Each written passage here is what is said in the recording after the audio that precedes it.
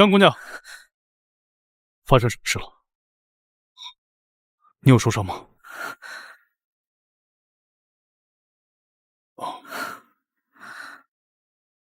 我无事的，将军。刚刚只是想弄一下纱帘，但是那个掉了。我不是故意的，你听我说。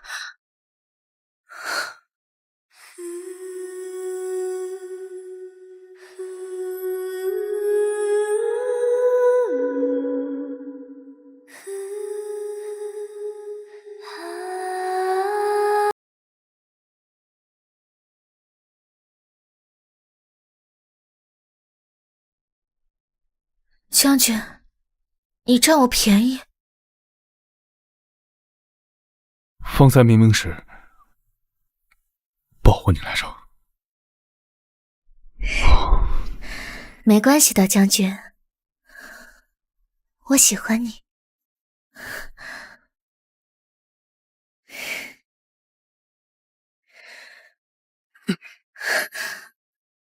将军，你长得好好看，眼睛好看，鼻子好看，嘴巴也好看。这个嘴巴好适合亲亲啊。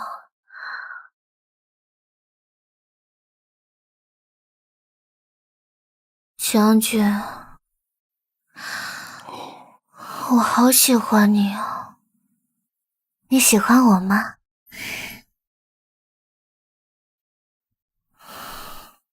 你怎么不说话啊？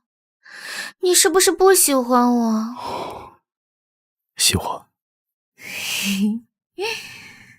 骗人！你要是喜欢我的话，为什么不亲我？嗯？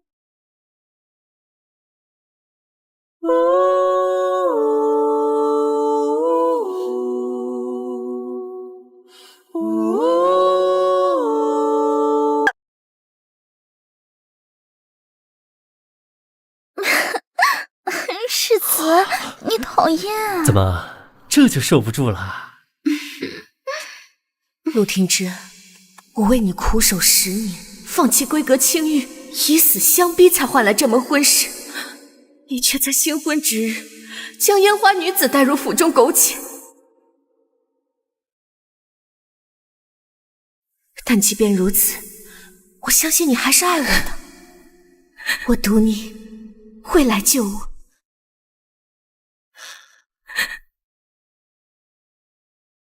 世子要不要过去看看啊？定是那江离月惯用的苦肉计罢了。我们继续。陆廷之，你终究还是没来，我输了。还差最后一步，抗癌的药就研发成功了。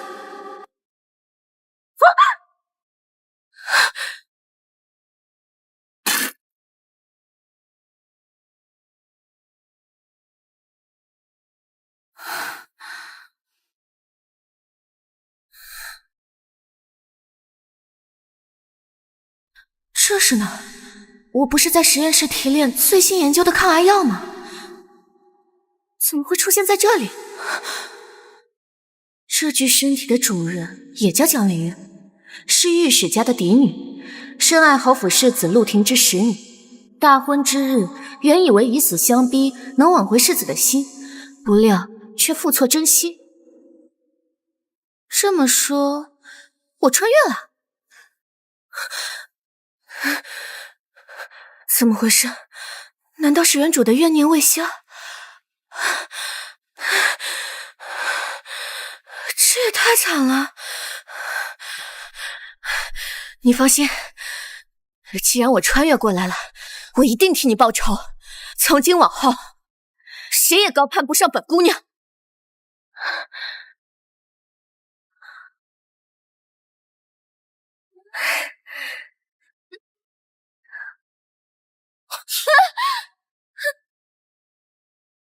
江离月，怎么刚才苦肉计没用，现在改撒泼了？世子继新婚之日，对新婚妻子毫无兴趣，想来定是不举。既然无用，那我便帮你除根，也好落个清净。江离月，你个疯妇！你信不信本世子现在就休了你？巧了，这休书我已备好，今日是我要休夫。这理由嘛，世子大婚当日不举，特批烟花女子现场教训。江离月，你敢辱我？你还敢还手？别忘了，是你像条狗一样跪下来求我娶你。现如今你已经如愿以偿，成功嫁入侯府，尽享荣华富贵，别给脸不要脸！我江离月当初瞎了眼，才会对你百般讨好。这世子妃我不稀罕，今日我们和离，从此桥归桥，路归路。站住！你这是唱的哪出啊？整个盛京城谁不知道，你为了让我娶你，当了10年舔狗。别以为现在耍点小性子，本世子就会哄你。这舔狗，谁爱当谁当。您这样的二手男，我嫌脏。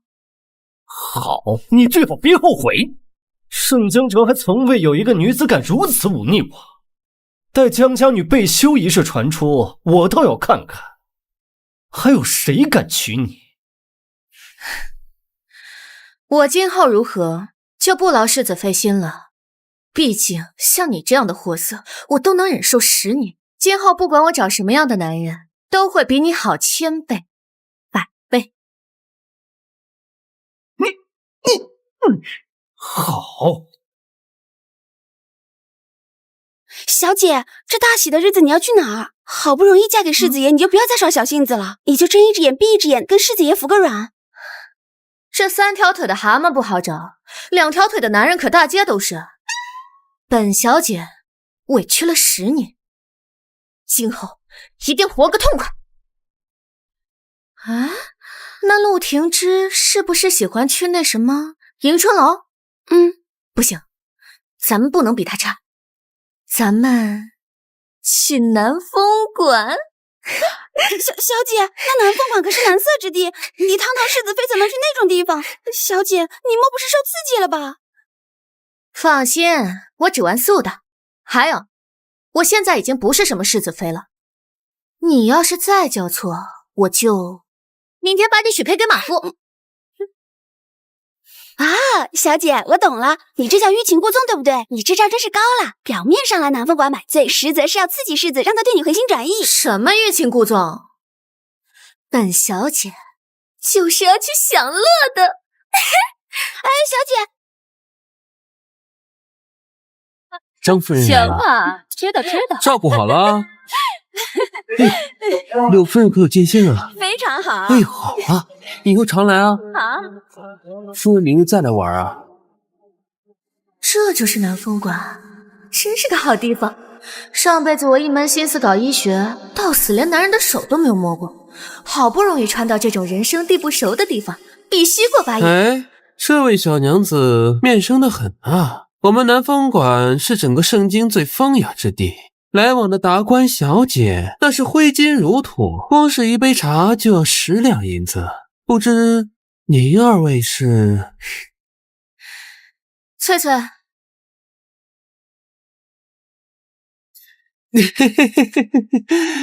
原来是贵客呀！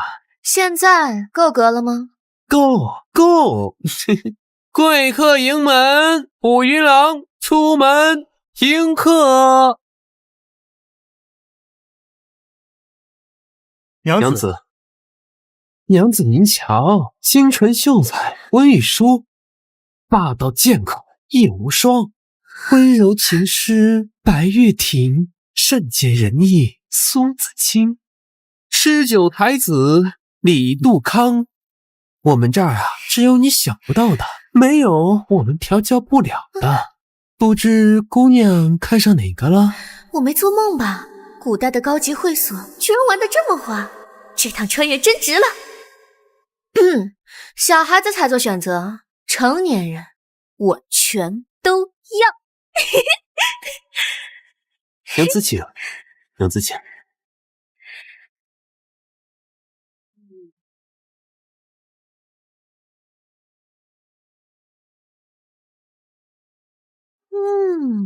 怪不得古人都喜欢来这儿享受，这服务搁现的简直是 VIP 中 P 啊！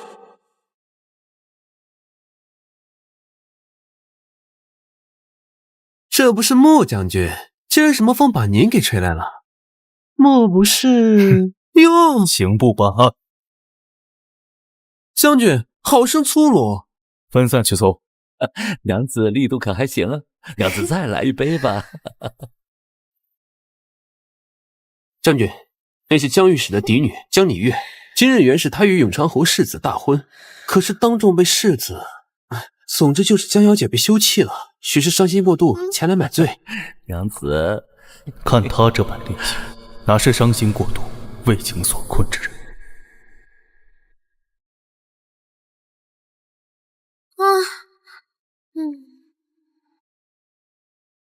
哇塞，我没看错吧？南风馆竟然有这种极品，那归宫还得本小姐藏着掖着。这位相馆，开个价，今天晚上我包了。今天晚上我包了。江小姐，你知道我是谁吗？我管你是谁，今天晚上本小姐就要这圣经最俊的狼。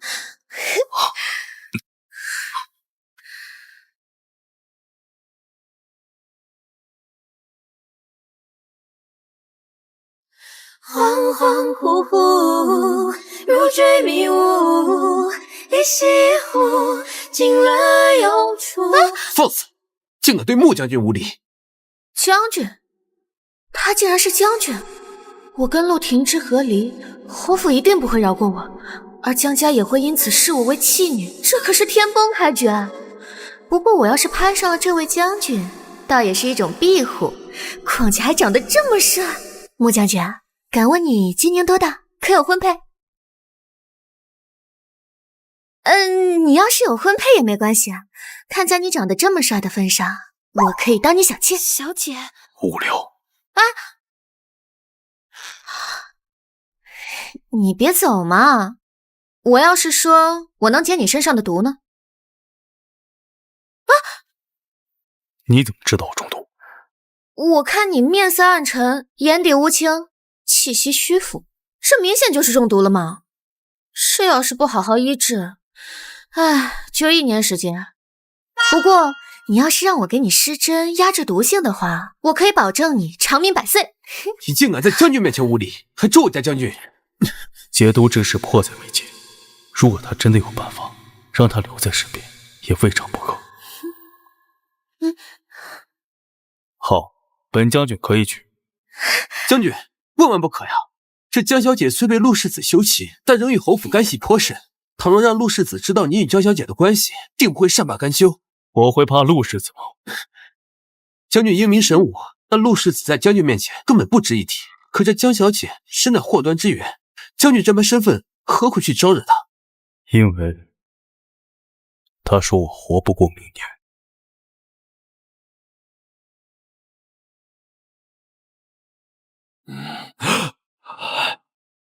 将军脉象混乱，似有剧毒蛰伏经脉，此毒源头难寻，恐难撑过1年。是老夫妇等求将军派恩呐！可是将军，你无需多言，我心意已决。很好，鱼儿上钩了。小姐好生奇怪，从小到大明明诸事皆无擅长，这又是在哪里学来的医术？小姐这是打的什么歪主意？回府吧。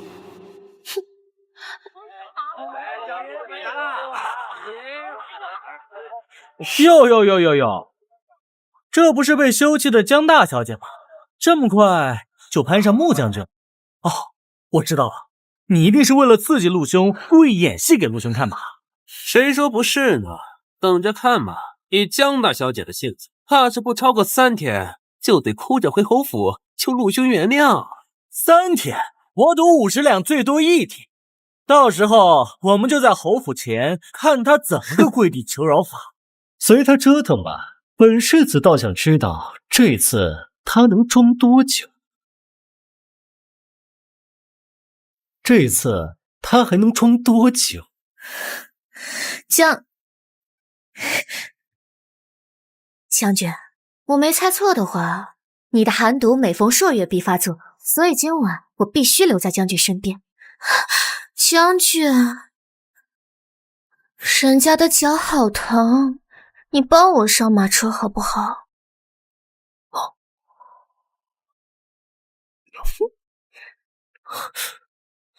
世子，麻烦让让。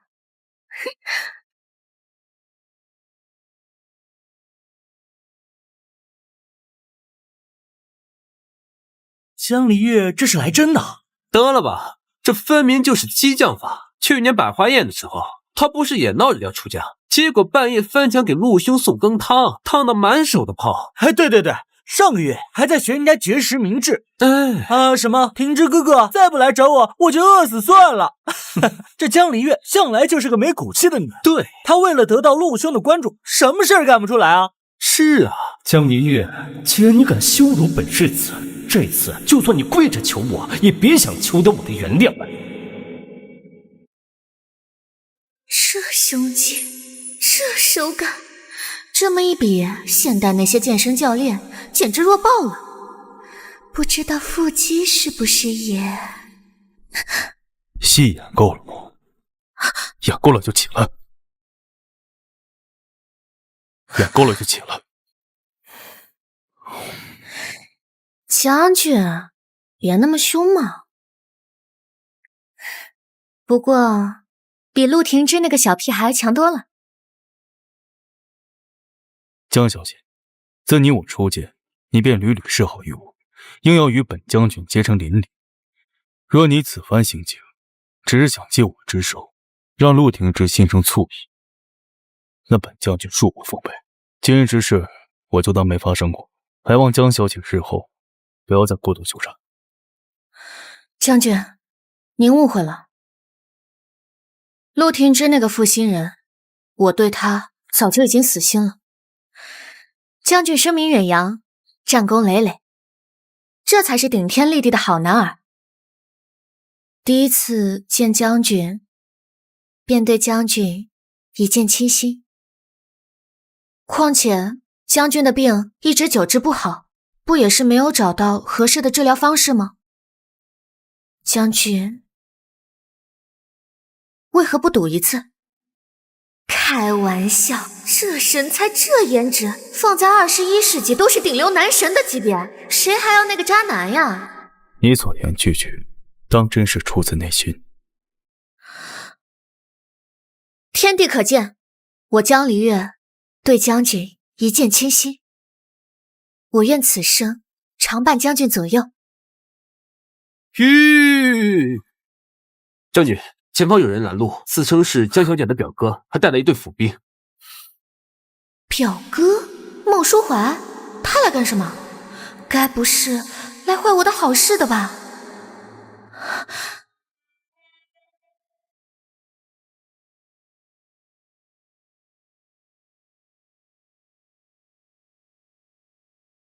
江离月，我知道你在里面，可逃避是解决不了问题的。你呀，真是太糊涂！之前为了嫁给世子，可是以死相逼啊！这世子好不容易松了口气，同意了你的婚礼，可你呢，跟着这个人跑了。你可还记得前几日在祠堂里，你对着列祖列宗发了什么毒誓？你说你只爱陆廷之一人，此生不嫁别人。孟书怀，你这个爱签到的！穆将军，离月只是想借您之手，和陆廷之赌气，并非真心实意啊！完了完了，跳进黄河也洗不清了。江小姐，几日之前你还在祠堂发下毒誓，此生非陆廷之不嫁。今日你便同本将军说，你想跟我结成婚约，这就是你的真心。你从头至尾都在嫉妒本将军，小姐。不是将军，你听我解释，我表哥他根本就什么都不知情，你听我说。我不想听你解释，要么你自己下车，要么我扔你下去。下车。下车。车就下车。将军，你怎么样？脉象旋急，齿不成色，是毒发的症状。来不及了，将军得罪了。你好大的胆子！在赌生死这件事情上，我向来大胆。将军要么就赌我这针，要么就赌阎王的生死簿，要么就赌阎王那本生死簿。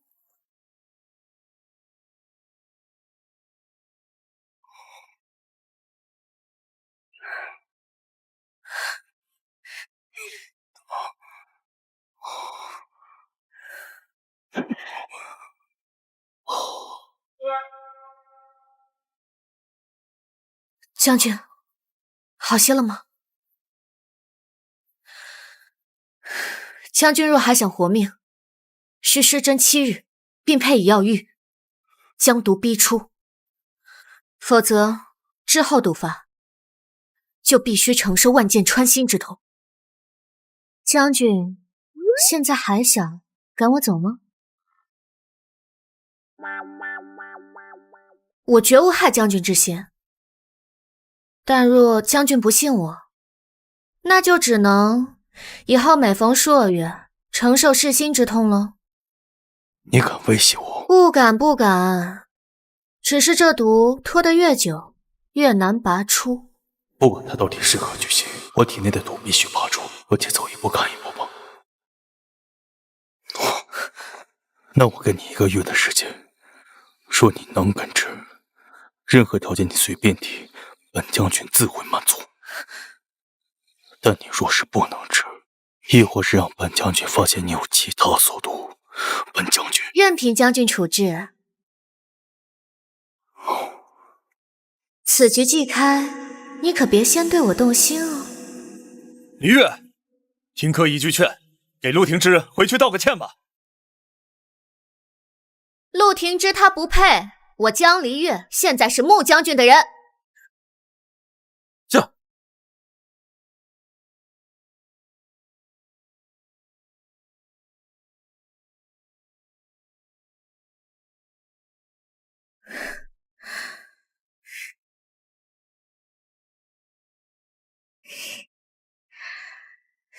这将军府可太气派了，比侯府还要敞亮，连空气都少些脂粉气。将军，您回来了。劳烦帮我备一套银针。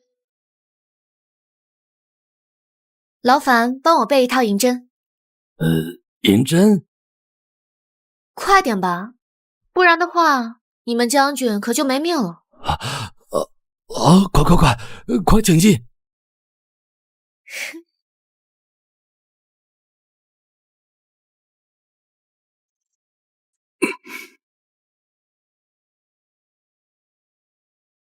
敢问这位小姐，老朽方才管你施针，竟不辨穴位，难不成你是胡乱施为吗？我要是胡乱行针，你家将军早就没命了。放心，我可不会让他有事。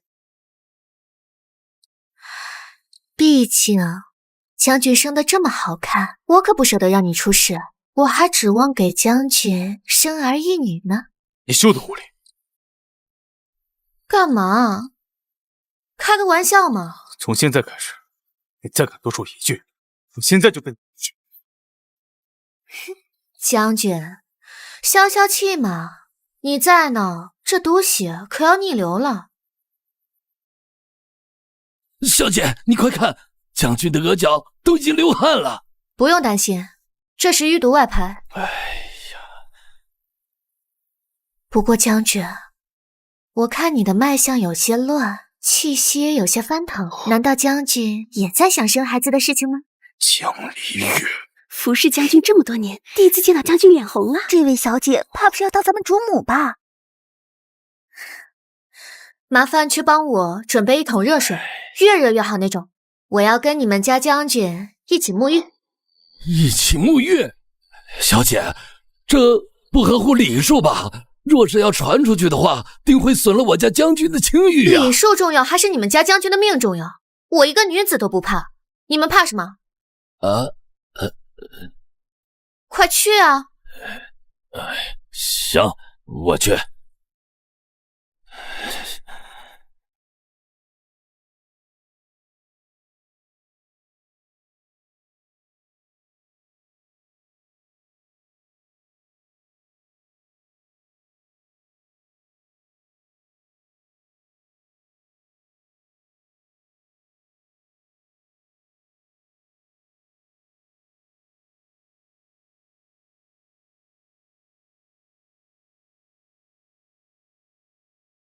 将军，我来陪你沐浴更衣。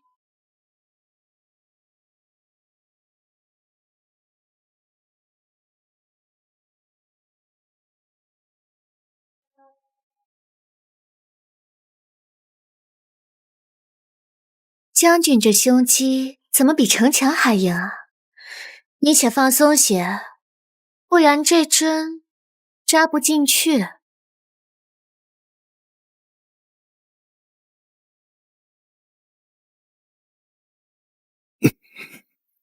疼吗？我还可以再轻些。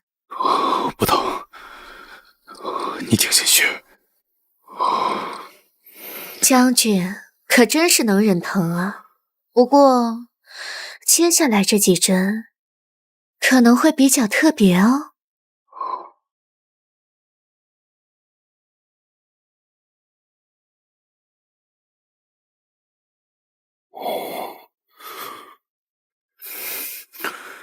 这是做什么？你别动，接下来一针要扎在人迎穴，人迎穴最忌分心。你先起来说。将军这是害羞了。素闻将军在战场上尚能骁勇杀敌，没想到现在连我这个小女子都应付不了一点。啊，别动！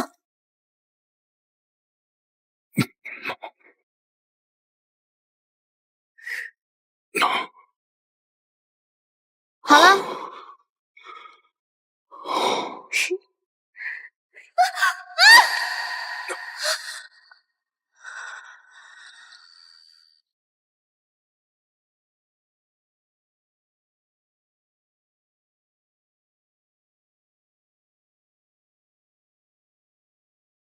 将军，你心跳好快啊！将军，老奴来给你添热水。别进来！我是说，不用添热水，你先别进来。老奴告退。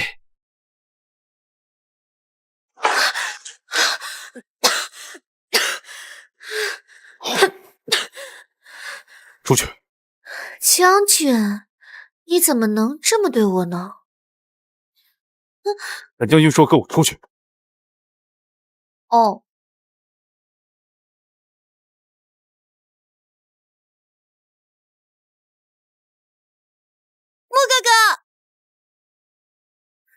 穆哥哥呢？还在吗？梁小姐，将军他正在沐浴，不便见客。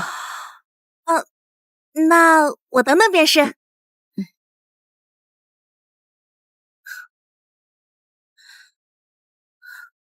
哪儿来的狐妹子？你怎么会从穆哥哥的房间走出来啊？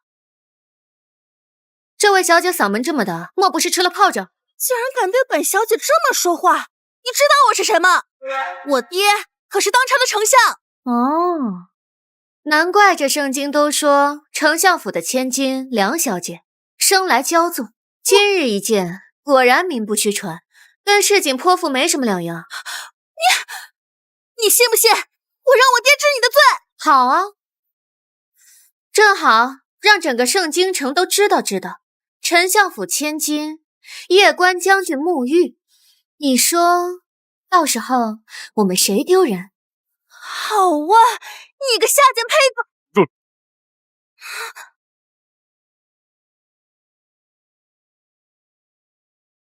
住手！婉玉，你别胡闹。穆哥哥，你你们在房子里面干了什么？我同他这孤男寡女共处一室，还能做什么？毕竟呀，将军的腹肌手感可真不错呢。你不要脸！休得无礼！江小姐是来替我医病的。江小姐，莫不是那个被世子扫地出门的弃妇？怎么被世子休了，就来勾引我家莫哥哥不成？果然是狐妹子做派。休得无言！你要没事，回府去吧。莫哥哥，明日就是翰林书院开宴了。听闻此次盛京才子云集，连太子和太傅也要来呢。你明日陪玉儿一同前去呗。既然这位江小姐也在，不如明日也来凑个热闹。听闻御史嫡女江离月胸无半点笔墨，让她前去出丑，看她还怎么跟我争莫哥哥。哼，我没兴趣。哼，江小姐怕是露怯吧？这圣经谁人不知？江小姐当年在归学，连女诫都背不全，怕是只会用这点下作手段来攀附男人了吧？下作手段？本小姐8岁能作诗，10岁通医理，琴棋书画样样拿手，诗词歌赋也信手拈来。至于男人，我若真想拿捏，手段多的是。就凭你，也配在将军面前跟我玩雌竞？既然你笃定我胸无点墨，但我明日偏要去，我让你知道谁才是真正的草包。好啊，那就这么说定了。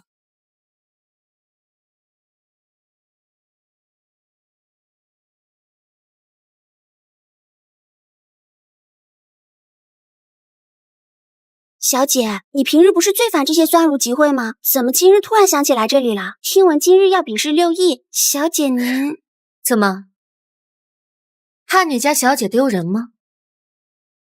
哎，陆兄，你看，那不是江离月吗？他怎么过来了？这书院当真是什么人都能进？哦，我懂了，他定是打听到陆兄今日要来赴会，这才巴巴的赶过来。江小姐这般死缠烂打，当真不知羞啊！他以为这样就能让本世子多看他一眼，当真是异想天开呀！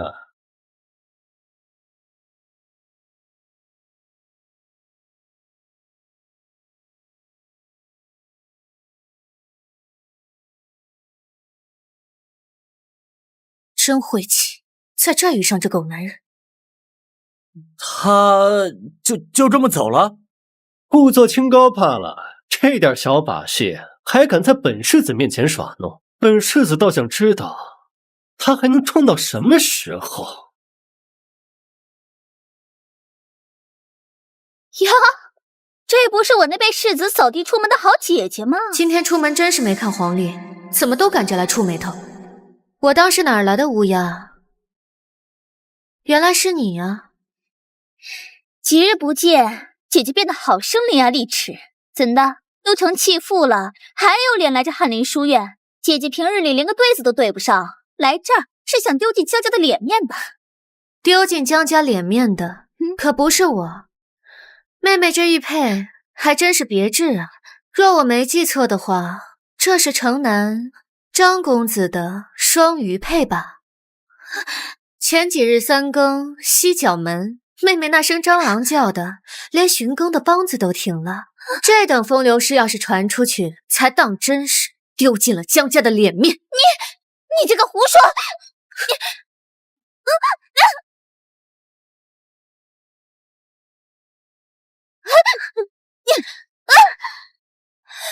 江离月，你这个贱人，你敢打我！我打的就是你，长姐如母。我今日就好好的教教你什么叫规矩。好啊，江离月，你给我等着！哎，哥，你快看，那位江小姐，她也太飒爽了吧！好一个睚眦必报的性子。《兰亭集序》0本，笔锋虽似，却少了几分飘逸之气。《寒江独钓图》，这画中渔翁并未着蓑衣，江面更无飞雪。看来画师是想反其道而行之，以盛夏酷暑反衬余温孤寂。倒是比原诗多了几分心静自然凉的意味。妙啊！这位小姐年纪轻轻就有这般独到见解，实属难得呀。大人妙赞，小女子不才，让您见笑了。老爸在故宫修了30年古画，从小耳濡目染，品诗看画这点小事，还不是手到擒来。哎，哥，你快看，这不是刚刚那个江小姐吗？竟然连太傅都对她赞赏有加。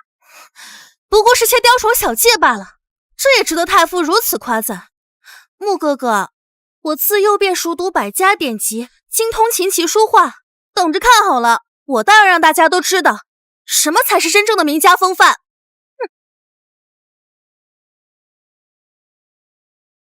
今日来这书院的可都是些博学之人，江小姐这点粗浅学识的人，还是莫要贻笑大方了。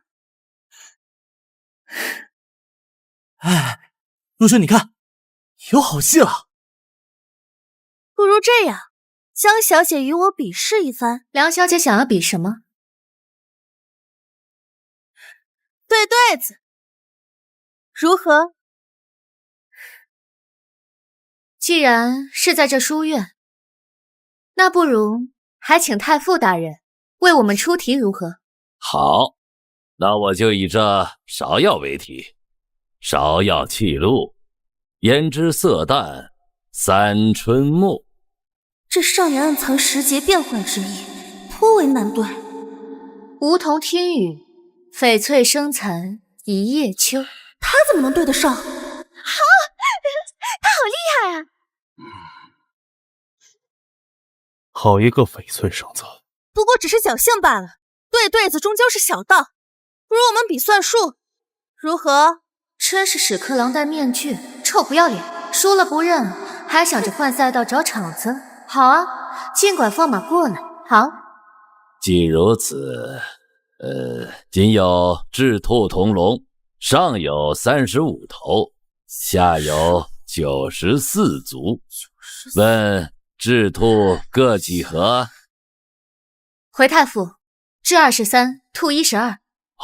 完全正确啊！这不就是鸡兔同笼吗？小 case。这江小姐思维之敏捷，实乃少见。如此难题，竟能脱口而出正确答案，真是才思不凡呐！太傅过奖，不过是年幼时学过些粗浅算术罢了。小姐，你好厉害啊！这有什么？你家小姐会的还多着呢。好个江离月，今日倒让你在这书院出尽了风头，还让我在穆哥哥跟前丢了脸面。等着瞧，看你能人到几时！陆兄，这江离月何时变得这般精才绝艳？我记得上月赏花宴上，他连9章算术都背不起。他的确是聪慧过人，想必也是知道本世子来此，才特意在这展露才学。为了让本世子高看他一眼，他还真是煞费苦心呀。哥，这位江小姐简直就是文曲星转世。你看她对对子时出口成章，算术时聪慧绝伦。这我要是个男儿，我定要8抬大轿娶她进门。哼！哎，哥，你是不是也会喜欢这样的女子？休要胡说！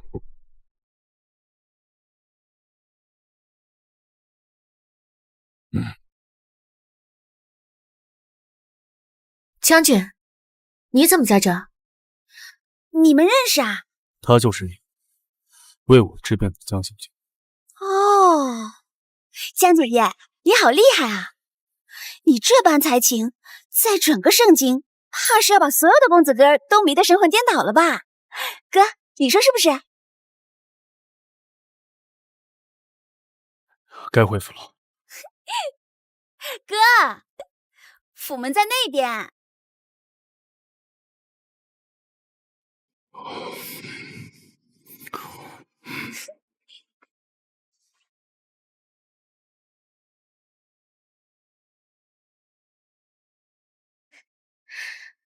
穆将军，我们来日方长。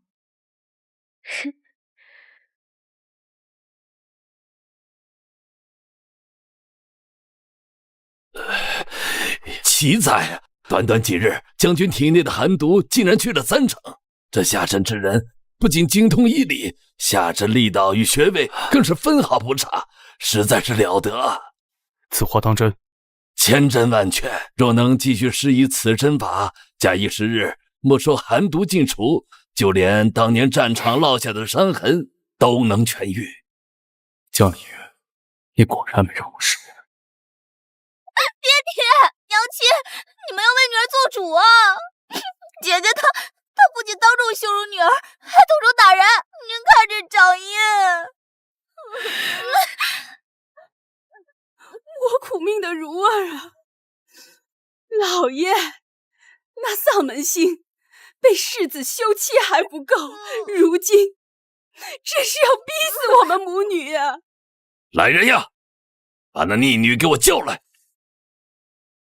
不用叫了。老爷，自李月生母走后，妾身一直视她为己出，教她知书达理，善待姐妹。谁知她冥顽不化到这般地步，求老爷给我们做主啊！原主啊，原主，你就是太软弱，才会被这群豺狼啃得骨头都不剩。今日就让你看看什么叫以牙还牙。姨娘真是说笑了，您教的通情达理，便是让我在江府忍辱负重，任人欺凌；您教的善待姐妹，便是纵容江一如在我茶里下药吗？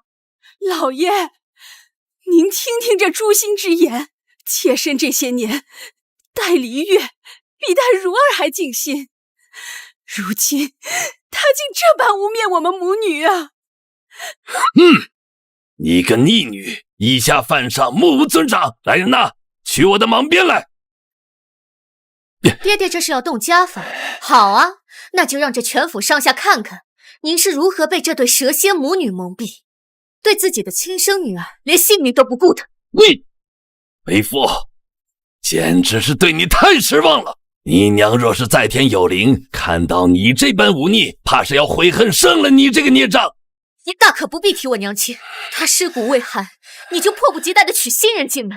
我在江府这10年，受尽了折辱，你可曾为女儿说过一句话？冥顽不化，今儿我定要好好教训于你！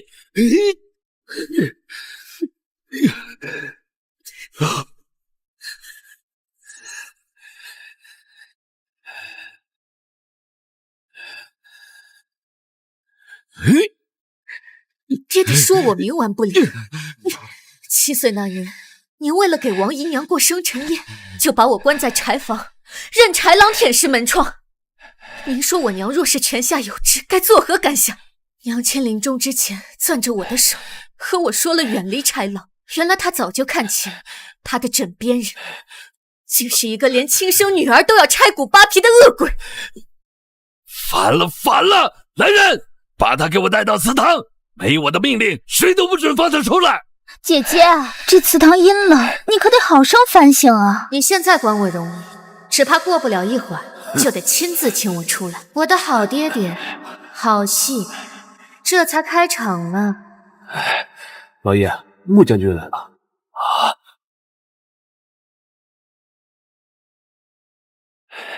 将军大驾光临，下官有失远迎，不知将军今日前来，所为何事啊？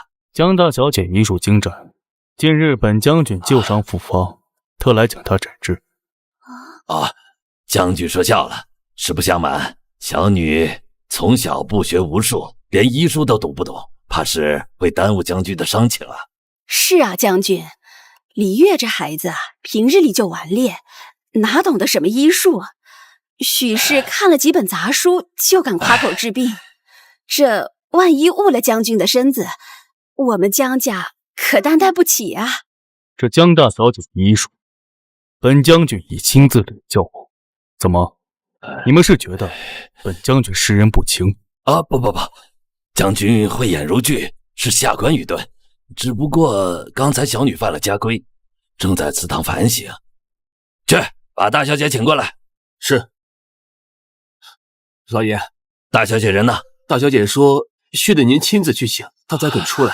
烦了，这江大小姐迟迟不出来见人，怎么你们江家是不把我这个镇国大将军放在眼里？将军误会了，许是小女有什么事耽搁了，下官这就亲自去叫她过来。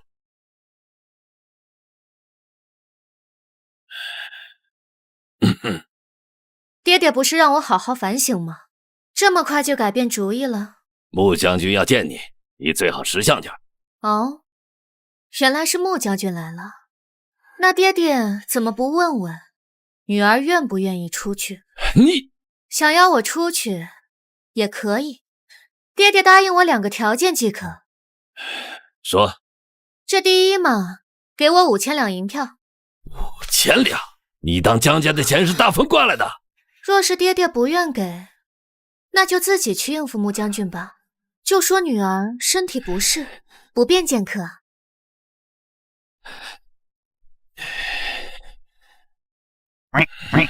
去，到账房取银票去。是。这第2个条件嘛，就是你给我跪下，磕3个响头。你做梦！爹，你忍心看她这样折辱女儿吗？刚才还说我以下犯上，怎么到你身上就成折辱了？茹儿，照做。爹，跪下！穆将军就在前厅，还嫌不够丢人吗？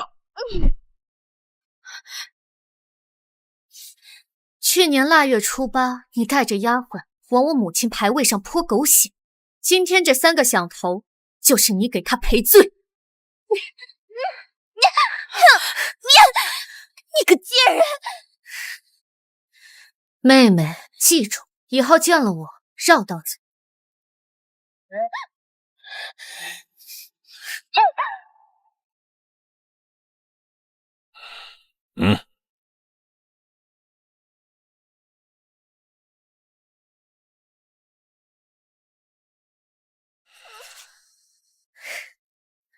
哎呀，爹爹，我们快去前厅吧，莫让穆将军等着急了。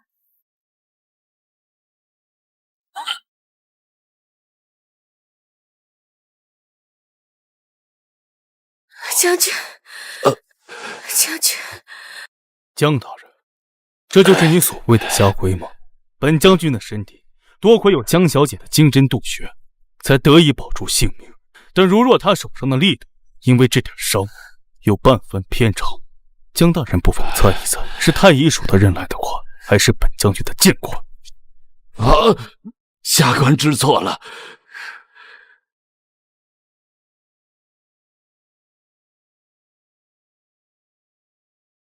将军今日来的这般及时，莫不是在担心我？胡言乱语，是今日时辰使然到了，本将军这才来。脉象平稳，将军距离毒发至少还有2个时辰，可将军来的这般火急火燎，不知分寸。将军，可是寒毒有？无妨。江小姐，今日可曾来过？回将军，未曾来过。江家小姐从翰林院出来后，便直接回了江府。属下听闻，这江小姐的生母早逝，季氏夫人对她又处处刁难，恐怕这江府的日子也不好过。去江府。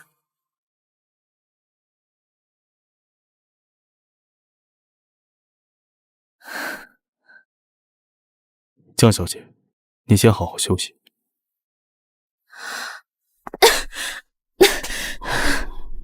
将军，黎月现在浑身没有力气，这伤口怕是没法自己上药了，担心会误了给将军施针。将军，你能帮帮我吗？江小姐，男女有别，我还是还侍女前来。从前在江家的时候，就连婢女都敢克扣我的药。将军，您就真的忍心？罢了。失礼了，江小姐。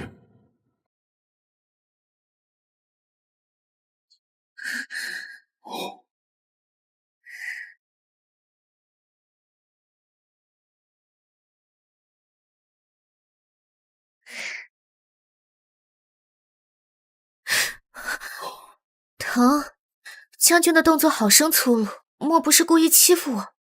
我没有。可是将军的手明明在发抖，都把人家弄疼了。那在下失礼了，江小姐，药伤好了，我先出去，你有需要随时叫我。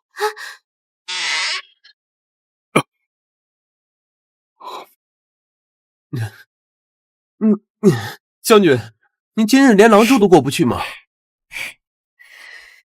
跑得掉吗，我的大将军？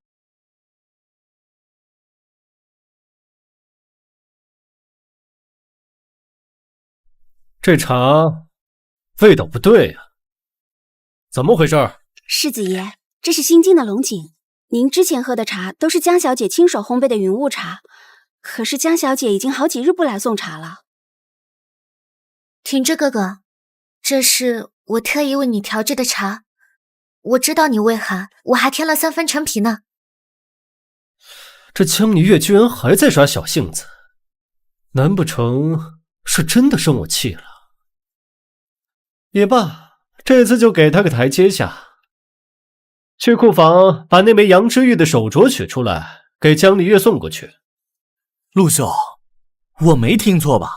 你不是一直说江离月是江家无用的嫡女，在你眼里她连路边的野草都不如，怎么现在变得如此在乎她？莫非你回心转意喜欢上她了？胡说什么呢？本世子只不过是习惯了他配的茶方罢了。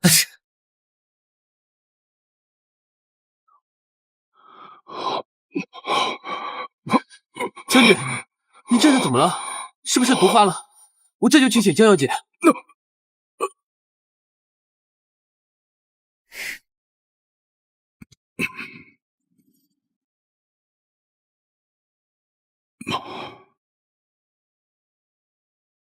唉，将军这毒比我想象的要深许多。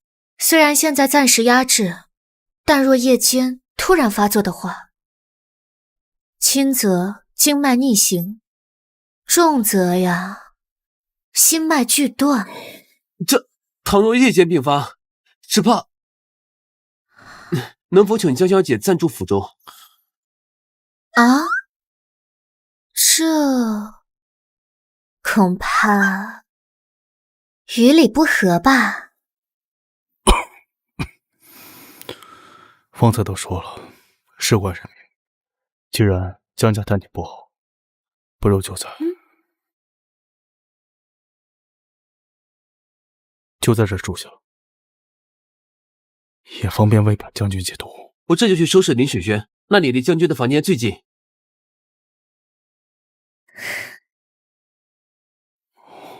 将军，有些毒可是会越解越深的。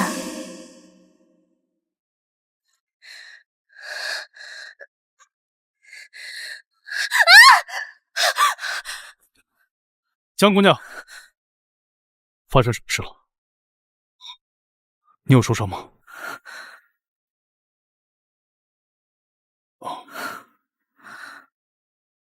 我无事的，将军。刚刚只是想弄一下纱帘，但是那个掉了。我不是故意的，你听我说。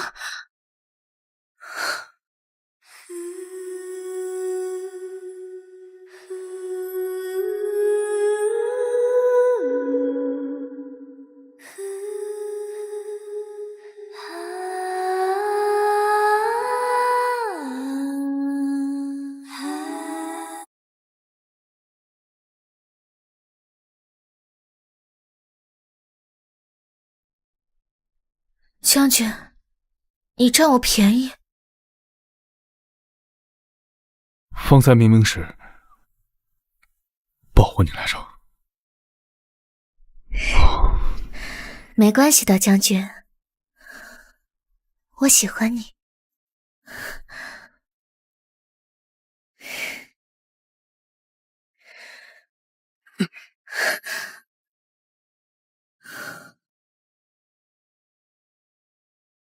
江小姐，出什么事了？已经无事了，本将军已经替江小姐解决了，退下吧。将军，我什么也没看到。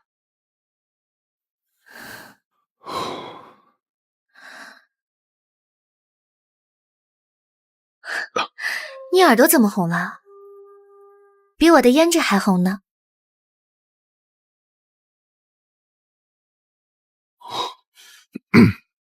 啊！耳垂红一分，心动便增一寸。将军，你逃不掉了。江离月说什么给我解毒，分明是在给我吓唬。来人，打水来！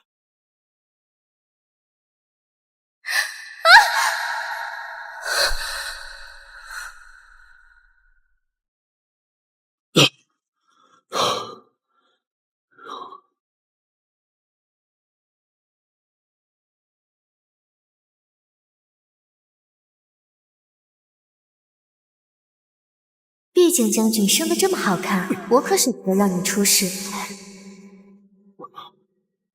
我还指望给将军生儿育女呢。本将征战沙场多年，刀剑无眼上的全身而断。这江离月不知使了什么药方，竟比那北狄铁骑还难对付。哼！本将半生戎马，竟要栽在这小女子手里了。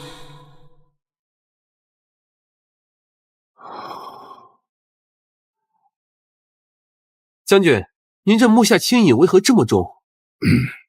要不要我去请江小姐来把把脉？无妨，本将军无碍。将军，可是昨夜属下分明听见将军房里又是泼水又是舞剑，将军当真没有大碍？尔等闲吗？再多说一句，去校场跑尸去。这天也是越发的热了。江小姐，天热了，老奴给您备了些抗暑的物件。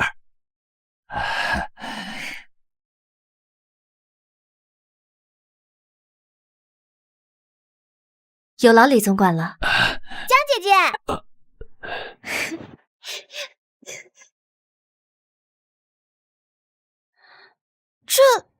这不是皇上御赐给哥哥的蚕丝纱衣吗？怎么在姐姐这儿？还记得我去年偷溜进库房，我想要试穿呢，被我哥哥发现后，罚我抄了50遍女戒，我手腕都超肿了。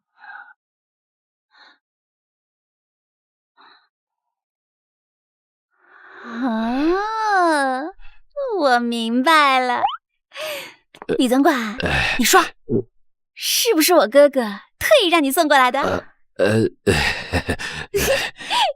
江姐姐，我呢见过哥哥上阵杀敌的样子，但我还从来没有见他对某个女子这么上心过。他呀，定是喜欢姐姐喜欢的紧呢。妹妹说笑了。江姐姐，我们现在趁着这个外面的日头正好，我听说西街新开了一家胭脂铺，还有杂耍班子在表演呢。哎呀，走了走了，哥。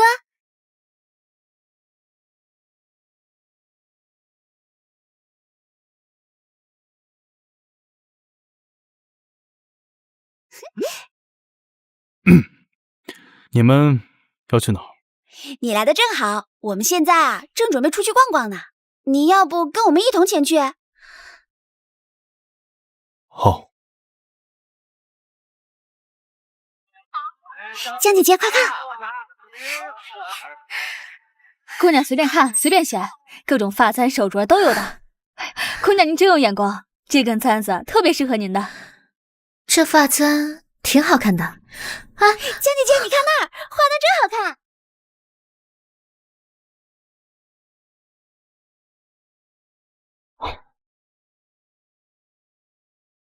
帮我包起来。江姐姐，你看这个。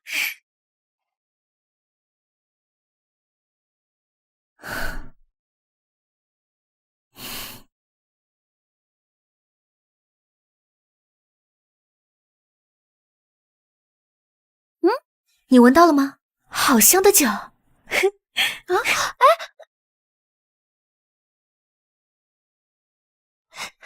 姑娘，买酒吗？姑娘好眼力，这可是上等的醉流霞，喝了梦里都是甜的。江姐姐，这酒虽香，可容易醉。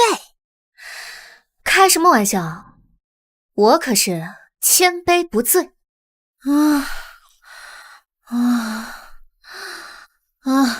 这地怎么在转啊？这床也在转。今天的床好生硬啊！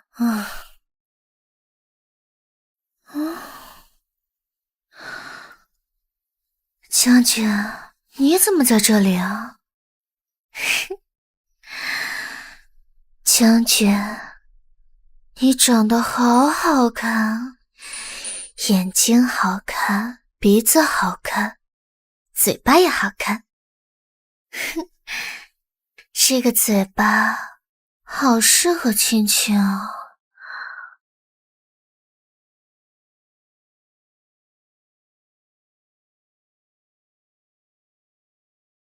将军，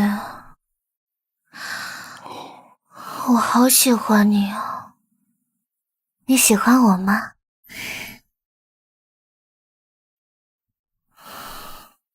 你怎么不说话啊？你是不是不喜欢我？喜欢。骗人！你要是喜欢我的话，为什么不亲我？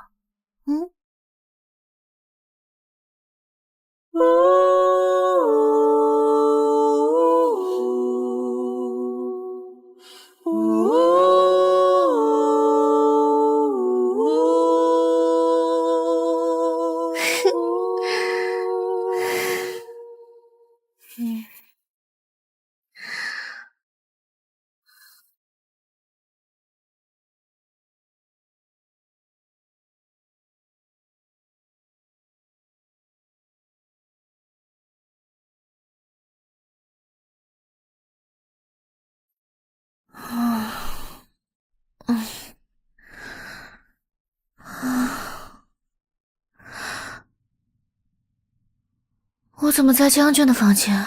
你要是喜欢我的话，为什么不亲我？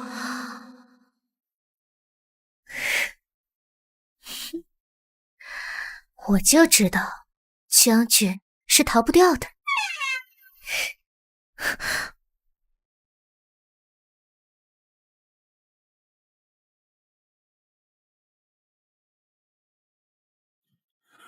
看来是还没醒啊。正好把昨天没办完的事给办了。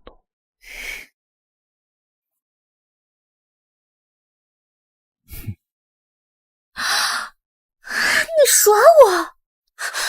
昨天占我便宜，今天又装水骗我，本将军要数罪并罚。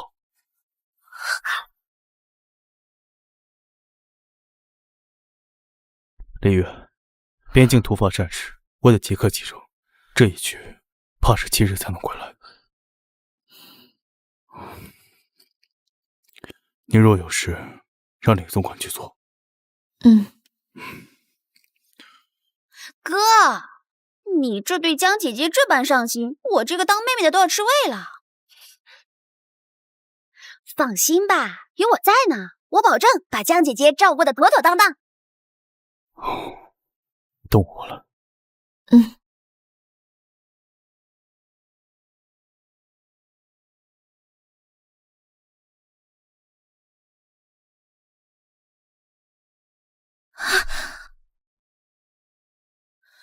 说是7日，可边关战事难料，还说要陪他过生辰呢。生辰？将军要过生辰了吗？就在7日后。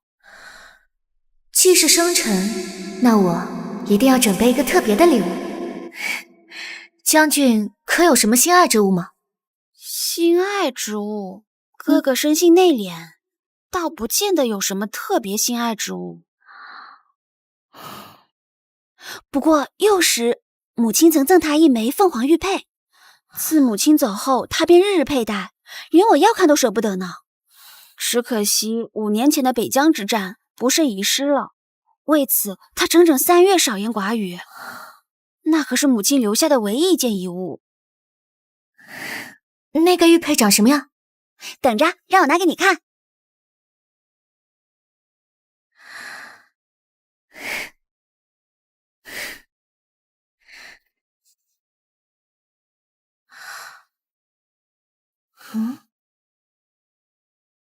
这纹样好似在哪里见过。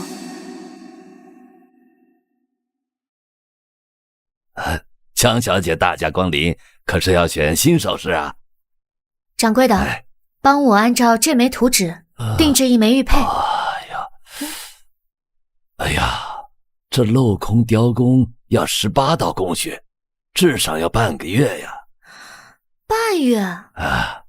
不行，半月太久了，7日之内我必须要看到成品。价格嘛，都好说。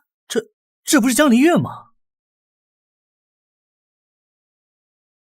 世子爷，您送给江小姐的手履怎么样？她收了吧？江离月是不是很开心？是不是内心欢呼雀跃？她那点小心思呀，本世子早就看透了。只要我一回头，她绝对受不了。她这辈子都会被我牢牢的掌控住，永远都离不开我。不是这样的，江小姐拒了。什么？拒了？江小姐将礼盒原封不动的退回了。她还说世子爷送的东西她不稀罕，让世子爷以后不要再来打扰她。好一个江离月凭他算什么东西？真不知道谁给他的胆子！哟，这又是何故发这么大的火？是谁惹我陆兄不高兴了？来，你来说一说，江离月凭什么居然敢拒绝本世子送他的东西？我当是什么事儿呢？陆兄且消消气。这江离月表面冷若冰霜，实则背地里偷偷给你准备惊喜呢。此话何意？昨夜我路过琼居阁，亲眼看到这江离月拿着一张这么大的图纸，要求掌柜7日之内做出那个凤凰纹玉佩。他做这玉佩还不是为了送世子你？原来如此。本世子就知道他怎么可能对我如此冷漠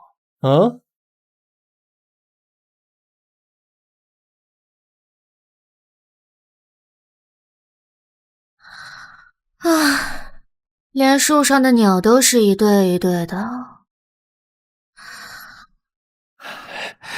江小姐，将军他回来了。当真？当真。将军，你回来了。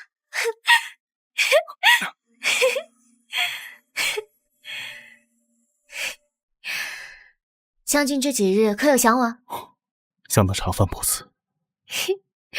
那我可要好好的奖励奖励，陪我去趟琼居阁可好？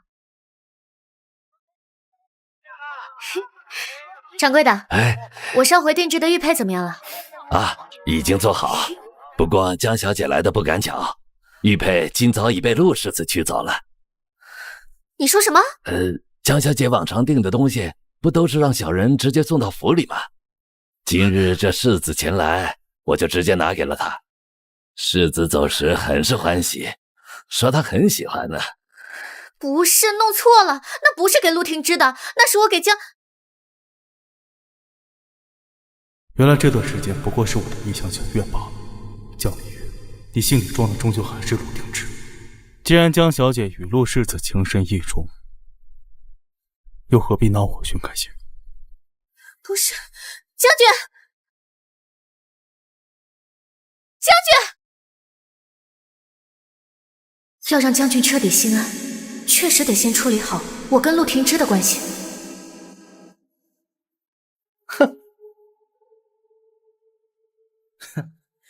陆兄今日难得雅兴，竟来这清河园散心。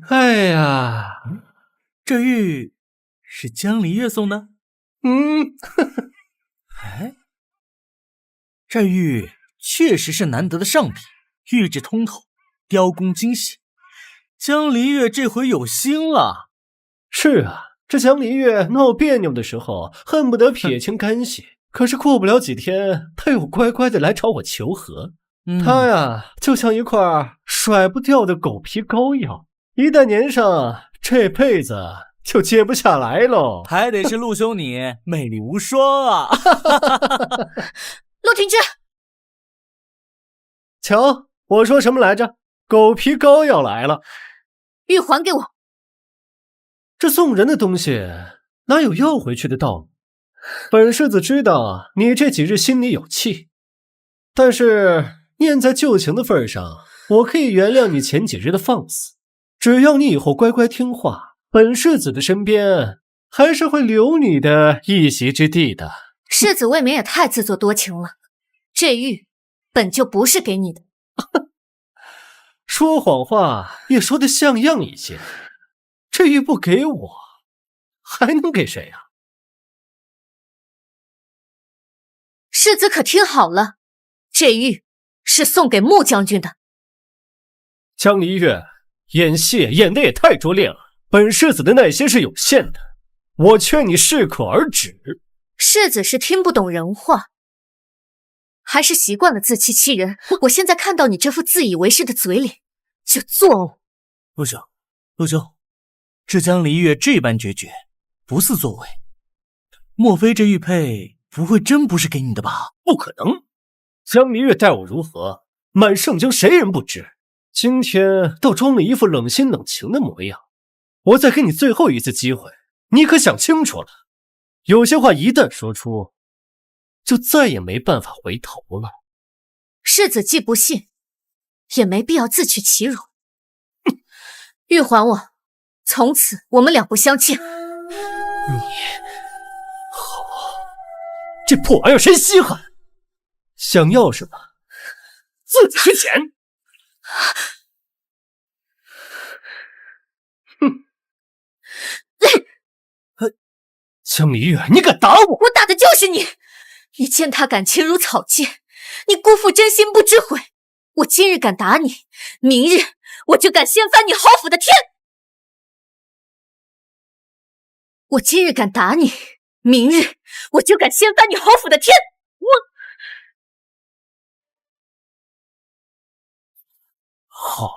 好得很！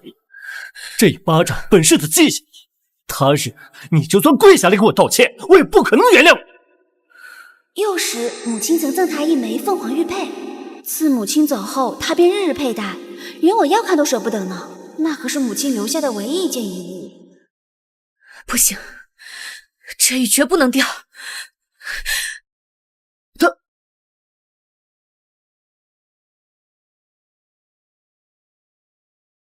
这江离月居然为了慕池的玉，不惜纵身下水，好得很！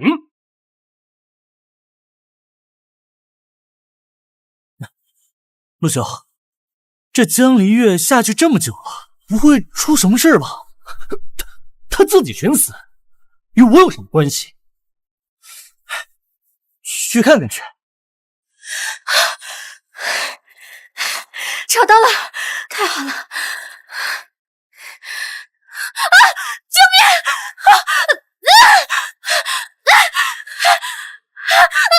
唐离，救命！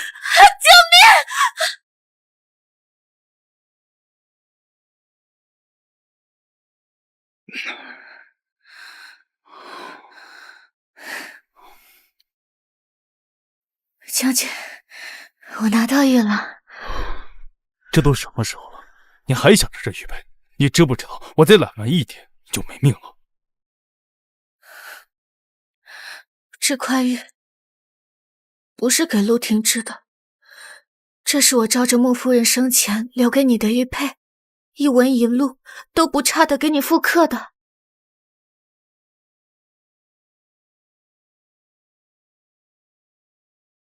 一块玉佩，你怎敢拿命犯险？可是，这是穆夫人留给你的念想，也是我送你的生辰礼。可你知不知道，在我心里，你比玉佩……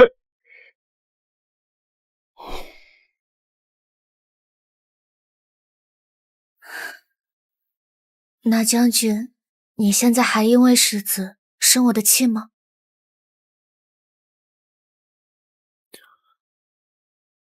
本王在你心里就这般想用几招吗？可不就是，你都不知道那夜在琼居阁，你特别凶。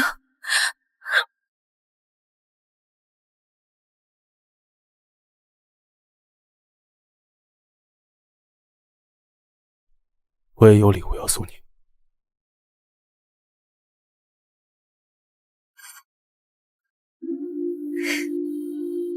什么时候买的？你怎么知道我喜欢？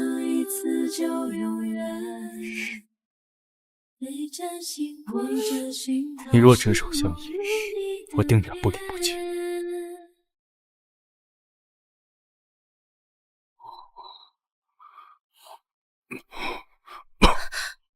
将军，你怎么了？发烧了！来人，备冷水！好奇怪，明明落水的是我，怎么他发烧了？江小姐，你有所不知，将军8岁曾在寒潭落过水，险些丧命，之后便落下了病根。将军明知自己身体受不了，却还是跳下水救你。我原以为赌的是他的心，没想到他连命都押给了我。傻子，你刚刚是说将军8岁的时候在寒潭落过水？正是，所幸被一名小女孩所救，否则就……元珠小时候也曾在寒潭中救过一个男孩，难道说我小时候也在寒潭救过一个小男孩？好像叫……谢谢你救了我，我叫阿迟，你叫什么名字？我叫阿离。阿迟。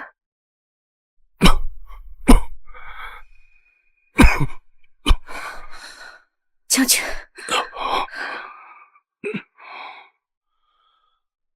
阿离，你刚才说什么？在寒潭救我的人？木迟，阿迟。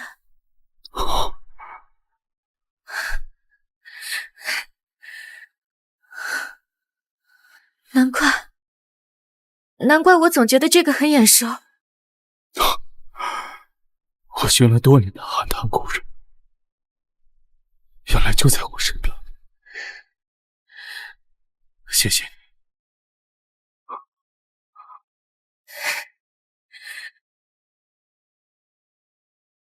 姑母，求您为玉儿做主啊！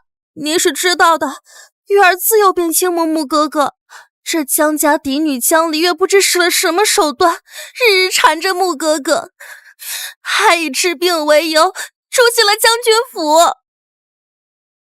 木迟手握北疆10万铁骑，若将他拉拢过来，届时朝中兵权皆在我叶儿夺嫡便多了一份胜算。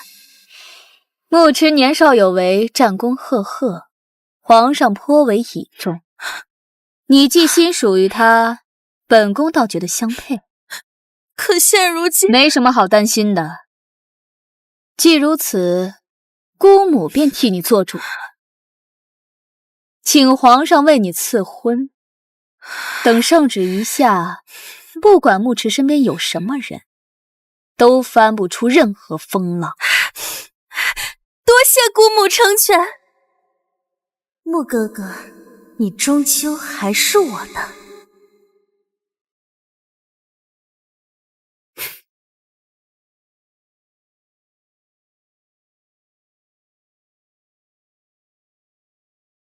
将军体内的毒已经尽数清除，今后不必再行针了。将军今天感觉如何？是不是感觉自己神清气爽，龙精虎猛的？要不咱们试试？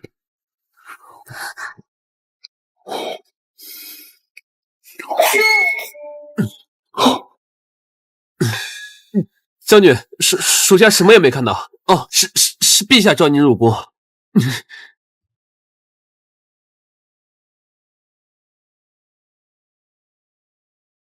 穆爱卿戍边有功，朕今日要为你赐一门好亲事。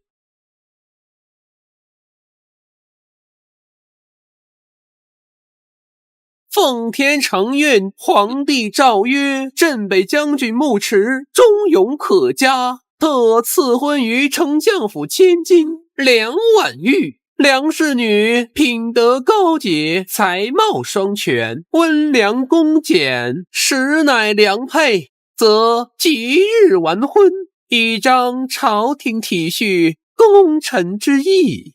钦此。皇上，臣已有心爱之人，恳请皇上收回成命。哦，不知是哪家闺秀啊？回皇上，是江御史嫡女江离月。这不是被永宁侯府休弃的那个吗？一介弃妇，怎配得上将军？荒唐！穆爱卿可知，拒婚乃大不敬之罪。臣甘愿领罚，但求皇上收回成命。穆爱卿果然是真性情。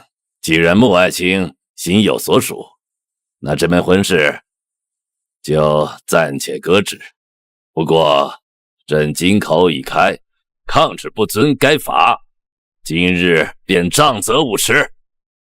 臣领旨谢恩。先别急着谢恩，3日后太后寿诞，宫中设宴，朕要你亲自带江御史之女入宫面圣。朕要瞧瞧，究竟是何等佳人，能让朕麾下最得力的镇北将军不惜犯忤逆之罪。臣领旨。今日之事就此作罢，退下吧。退朝。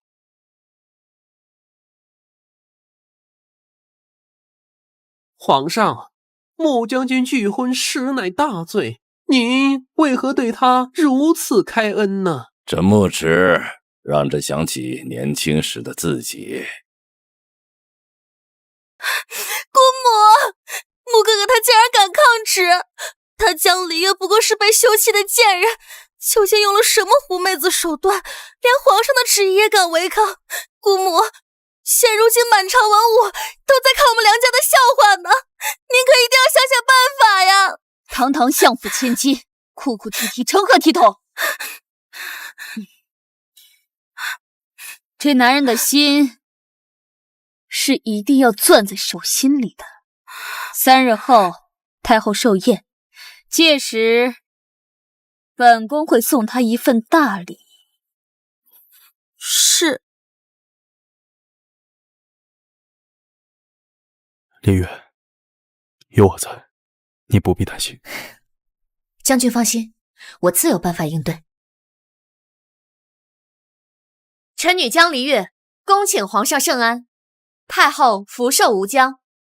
不愧是朕被将军看中的人，单看这进退有度的礼数，倒比寻常闺阁千金更有风骨啊！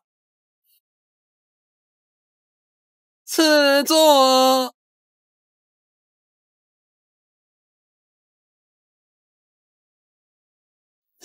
这太后近来凤体为何，本宫甚是忧心。听闻你医术精湛，恰巧御膳房今日新进了雨前龙井，不如就由你亲自为太后调制一盏安神茶，也叫我们开开眼，如何呀？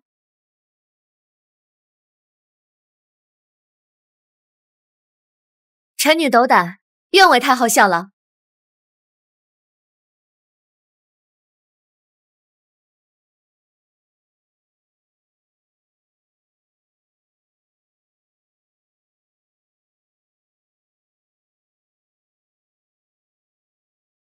展颜3寸处有划痕，像是刻意用金器刮出来的。粉末欲养变红，这是朱砂泪，再加上特意用鎏金茶具，这是要借金器催化毒性。难道说有人故意在茶盏里下毒？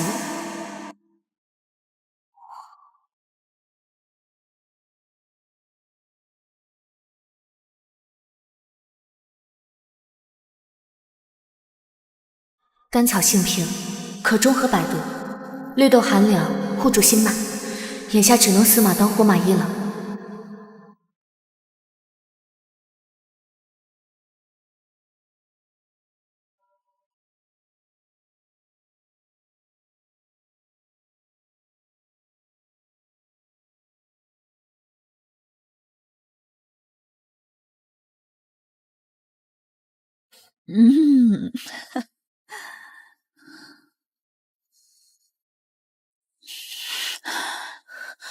这茶香怎么让人头晕？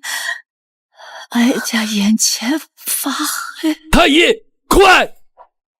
这朱砂类遇热则烈，甘草和绿豆只能暂缓，却压制不住沸水催发的毒性。启禀皇上，太后脉象沉色，指尖发青，恐是中毒之症。中毒？莫不是这茶有问题？江离月，你好大的胆子！皇上明鉴，妾身方才瞧见他往茶里掺了东西。来人呐，这姜是包藏祸心，谋害太后，立刻拿下！皇上，江小姐素来医者仁心，这其中肯定有误会，还请皇上明察。皇上，太后确为中毒，但绝非臣女所为。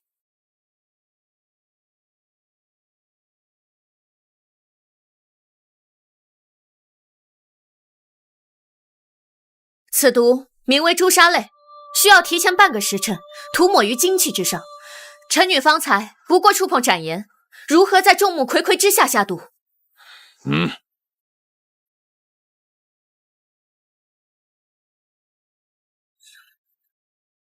皇上，确是朱砂类，此毒确需提前涂抹，绝无半点虚假。怎会如此？本宫明明吩咐用的只是醉朦胧，怎会变成朱砂类？一定是梁婉玉那个丑货干的。容妃，这茶盏经何人手？皇上容禀，妾身想起一事，前日内务府新进了一批安神香料，许是那库管太监错将那朱砂类当作安神香料，放在了茶具匣中。你这奴才，连药材都分不清吗？娘娘明鉴，奴才分明将朱砂类单独存放于紫檀匣中，又怎能……还敢狡辩！皇上，此事是妾身的过错，妾身未能亲自检查，还请皇上降罪。容妃既知错，即日起禁足凤仪宫，每日抄经10卷。太后一日不遇，你一日不得出宫门。妾身遵旨。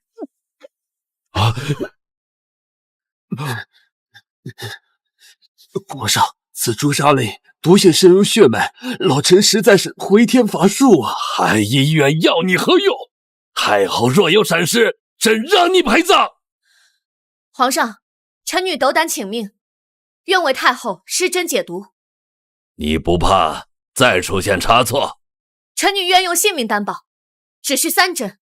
若臣女无法为太后解毒，甘愿千刀万剐。准。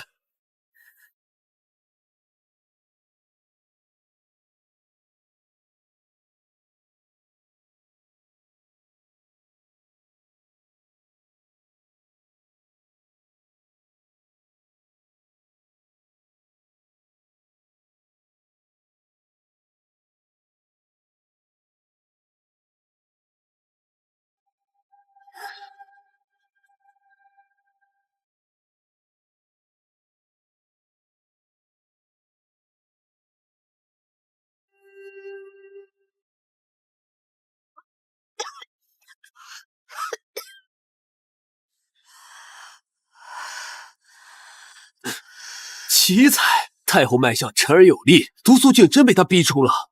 江小姐这手以气御针，老朽从医数10年，从未见过第二人。好一个江离月，临危不乱，妙手回春，真要重重封赏。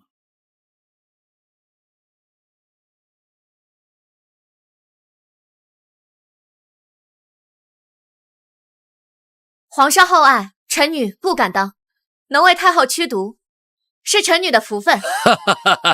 好，江离月医术超群，秉性更是难得。传朕旨意。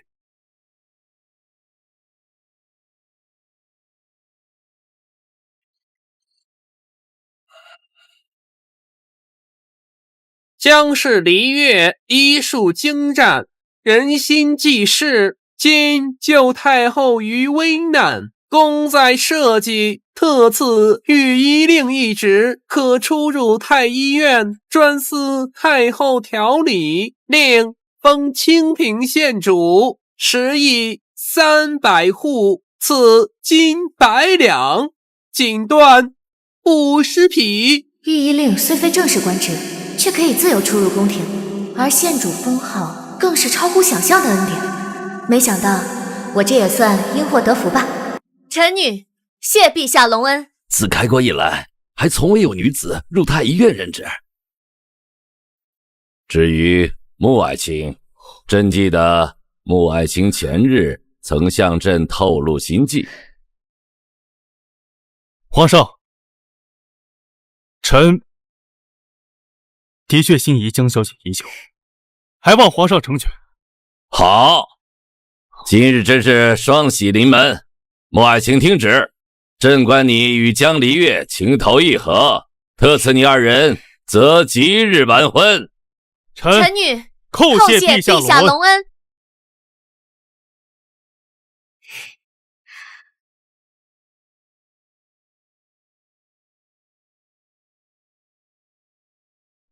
简直是胡闹！若今日太后果真有个3长2短，江家9族都要为你殉葬。父亲平日里对女儿不闻不问，如今倒是扮起严父来了。严父出孝女，为父如此去做也是为了你好。虽说陛下已经赐婚，但按照江家祖训，未行6礼便入住将军府，传出去岂不是让人笑话，说我江家不懂规矩？今日便随为父回江府。本将军要带他走，谁敢？下官也是为了将军府着想，倘若让人知道将军未娶先赢，恐怕有辱将军府名誉。要回江府也可以，不过父亲既然这么注重礼数，那女儿也要提醒父亲，待我出阁之时，嫁妆备得丰厚一些，不然便是瞧不起将军府。你，为父自然不会亏待于你的。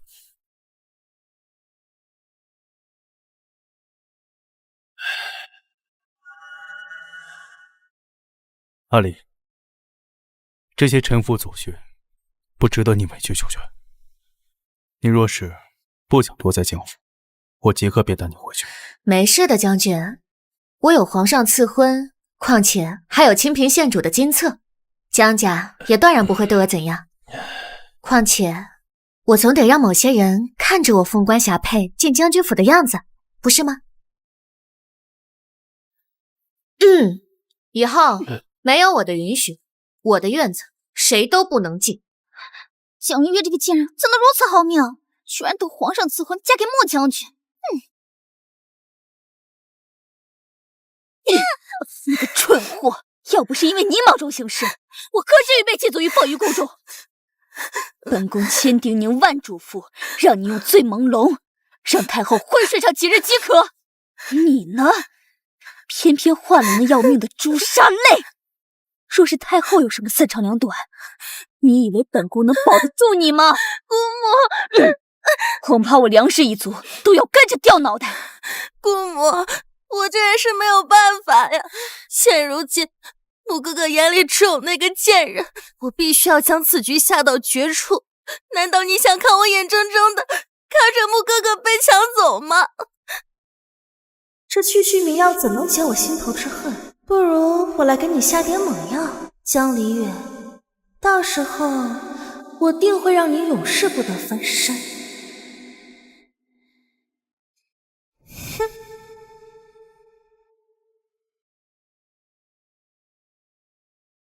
只要太后中了毒，江离月就是谋害太后的罪人，到时候莫哥哥眼里就只有我了。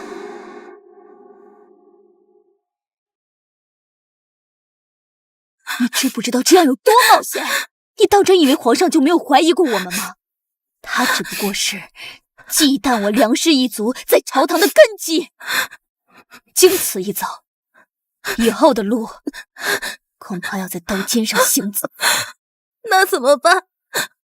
现如今此婚升职以下，月儿怕是再也没有机会了。姑母，你平时最疼月儿，求你再给月儿一次机会好不好？姑母，这丫头虽莽撞，倒是颗好棋子。若能借她之手除掉江离月，一来断了木池念想，二来正好让叶儿借机拉拢这位正北将军。兵权在握，何愁大业不成？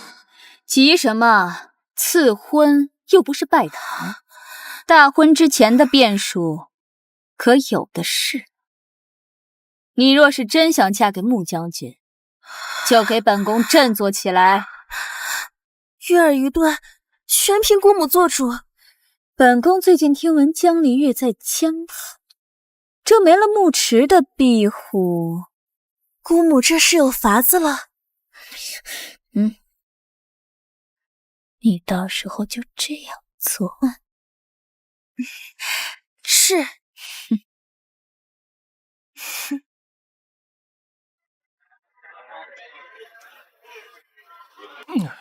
世子爷，您这不能再喝了呀！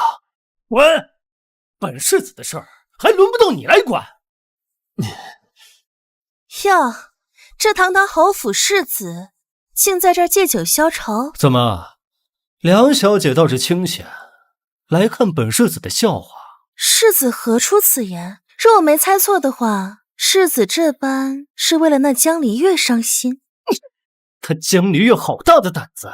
当年跪在侯府门前，说什么此生非我不嫁。如今呢，他倒攀上高枝，要做那将军夫人。他也不过是个趋炎附势之人罢了。世子何必动怒？说来可笑，你我皆是这天涯沦落之人，眼睁睁地看着心爱之人另娶他人的滋味，我比世子更清楚千百倍。怎么，梁小姐倾心穆将军？我5岁那年参加宫宴，便倾慕于穆哥哥，为了能配得上他，我6岁便开始苦学琴棋书画，12岁便开始偷偷绣嫁衣。可到头来，这一切却成了笑话。不过只要那江离月未踏进将军府大门，你我便还有那可乘之机。梁小姐此话何意？听闻那江离月倾慕世子整整10年，10年痴恋岂是说断就能断的？定是世子伤了那江离月的心。只要世子肯放下身段，像他当初那般死缠烂打，何愁他不回心转意啊？对，还有机会。小姐，方才后门有小厮偷偷塞给我这个。小姐，定是穆将军现在不方便露面，想约您去醉仙楼一叙。将军何时变得这么小心了？将军，怎么选了这么个？离月，是我。陆廷之，怎么是你？离月，我知你心中怨我、恨我，往日种种皆是我糊涂，辜负了你。但是我现在已经想明白了，这世间若没有你在我身旁，纵有万般繁华与我皆是虚妄。只求再给我一次机会，我陆廷之此生绝不会负你第2次。迟来的深情比草贱，陆廷之，我江离月这10年为你当牛做马，低眉顺眼，委曲求全，受尽了别人的白眼，为你熬尽了青春韶华，却根本换不回你一丝怜悯，一丝温情。现如今，你倒是想起我的好了。离月，往日都是我猪油蒙了心，不懂珍惜你的好，但是自始至终，我的心里都只有你一个人。哼，陆廷之，你曾弃我如敝履，如今又来装什么深情？你爱的从来都不是我，你爱的只是你自己。你虚情假意装深情，不过是怕我飞得比你高；你惺惺作态求原谅，不过是恨我离得远；你跪地求饶装悔恨，不过是怕我过得比你更好。陆廷芝，你的爱廉价的让我恶心。不是这样的，李月，只要你现在回头，我立刻带你回侯府，你有什么我都给你，十里红妆，正妻之位。我要你滚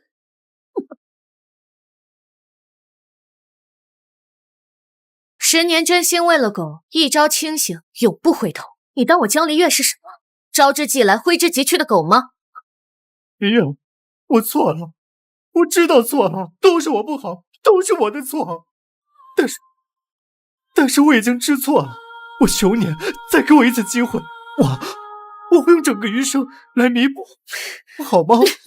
陆廷芝，你现在这副样子真让我觉得作呕。你以为你掉几滴眼泪，扇几个巴掌，这10年就一笔勾销了？我告诉你，晚了。从此以后，我们2人再无瓜葛。你若再度纠缠，休怪我不念往日情分。江离月，本世子这么低声下气的求你原谅，你却如此不知好歹。滚！既然有这吃法酒事，你别以为攀上穆将军的高枝就能飞上枝头变凤舞。我今日就让你变成残花败柳，我倒要看看那个穆池他会不会要你这个不亲不爱的女人。陆廷芝，你放手！你要是敢动我一下，我让你们全侯府不得好死！好啊，那我更要尝尝让穆池将我穿过的破鞋是什么滋味。放手！都10年，你装什么贞洁烈女啊？放开我！你这个贱人，居然敢伤我！你放手！放开我！你不要碰我！你放开我！将军，楼上有异动。婉玉，你怎么在此处？楼上发生何事了？莫哥哥莫要紧张，定是那醉汉闹事罢了。我刚从楼上下来，没有发现异常。当真？当真，月儿好不容易在这里遇到你，你陪月儿说说话好不好？将军！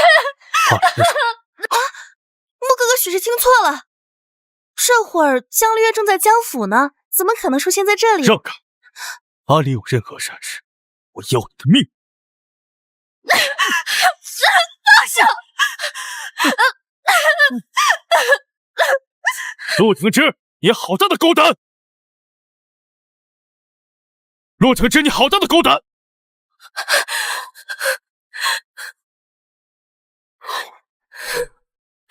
本将军的女人你敢动？误会一场。阿离，我来晚了。将军，陆廷芝，你的命我要了。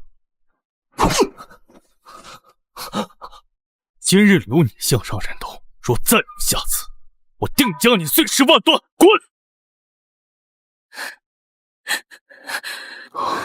阿离，从今往后不会再有人欺负你了。伤你者，我定将他们诛九族、陆绝夫，鸡犬不留。将军，江长风，你是要逼死我们母女吗？把祖传的翡翠屏风都给那小贱人充嫁妆！你个蠢妇！李月不仅是皇上亲封的仙主，也是穆将军的心头肉。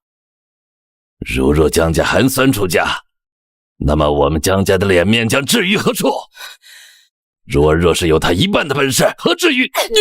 好得很，这日子不过了，我只想去把库房给烧了。若是有他一半的本事，何至于？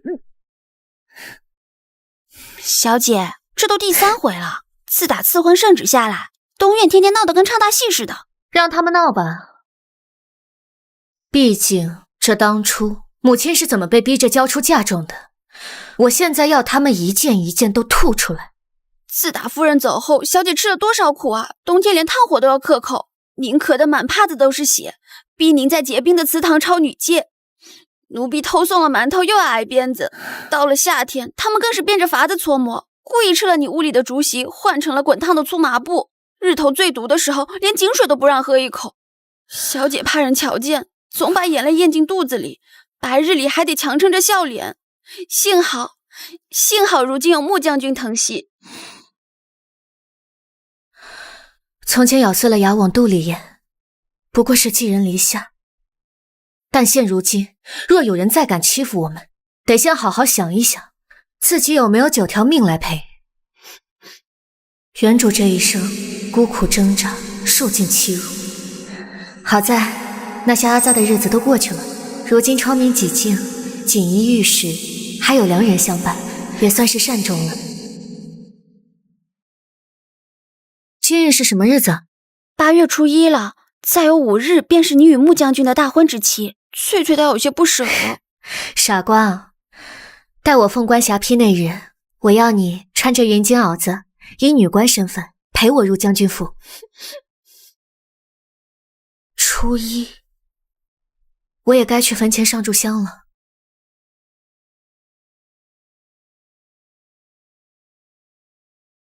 小姐，夫人去时，老爷连块像样的碑石都不肯给，现在坟头的草都这么高了。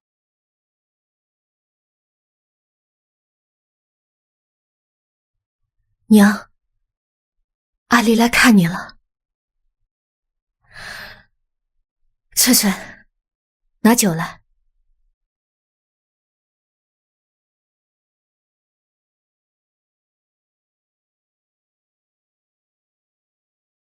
娘，这杯敬您生养之恩。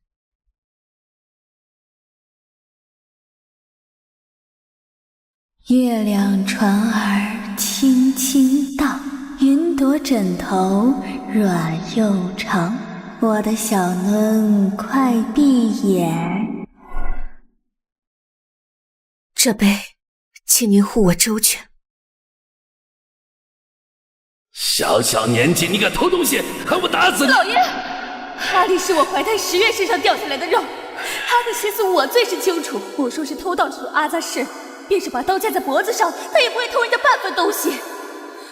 你若是非要打，那就连我一起打吧。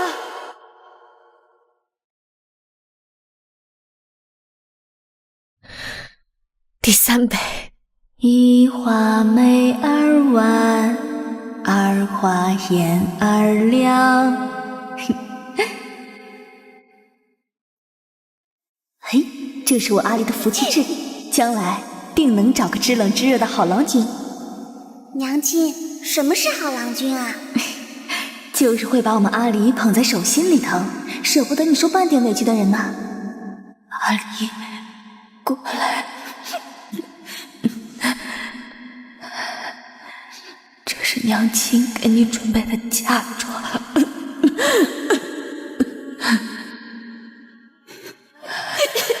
可惜娘亲等不到看你穿上嫁衣的那天了。娘亲不要走，阿离不要杀人，阿离只要娘亲。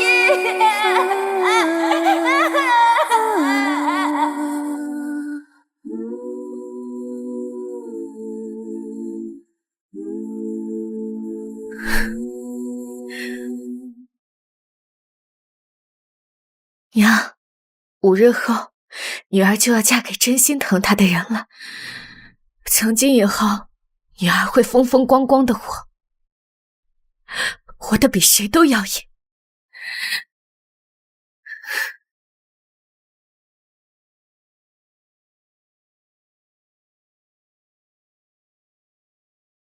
小姐，天色不早了，我们早些回吧。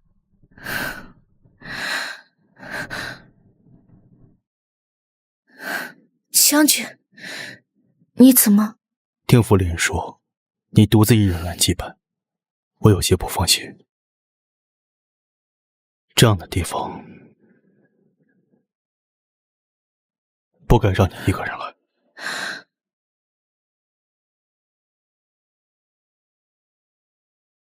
岳母大人在上，小婿来迟。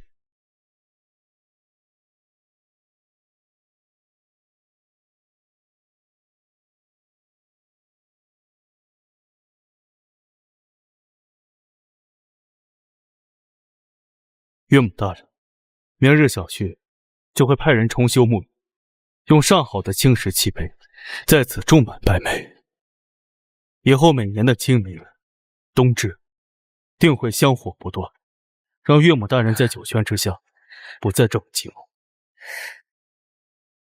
至于阿轾，只要我还活着一日，就不会再让他受到任何委屈。若违背此事，天地不容。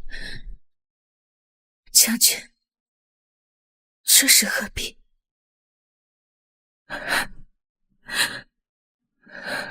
阿离，以前你孤身一人，无枝可依，从此以后，我就是你的退路，有你一世安稳。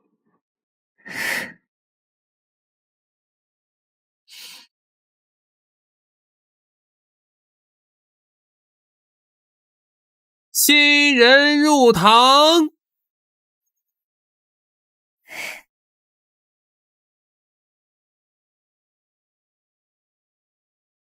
一愿岁岁常相见，二愿肝胆照日月，三愿白首不分离。谁知必为你会丹青，你成月下独饮泪湿情意，流水不负一世深情。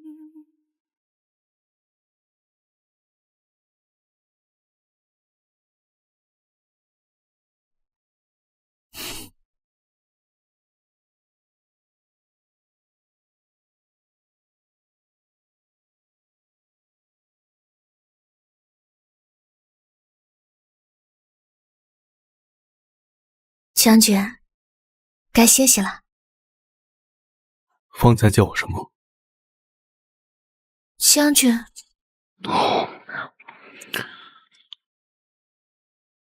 不对。阿迟。还是不对。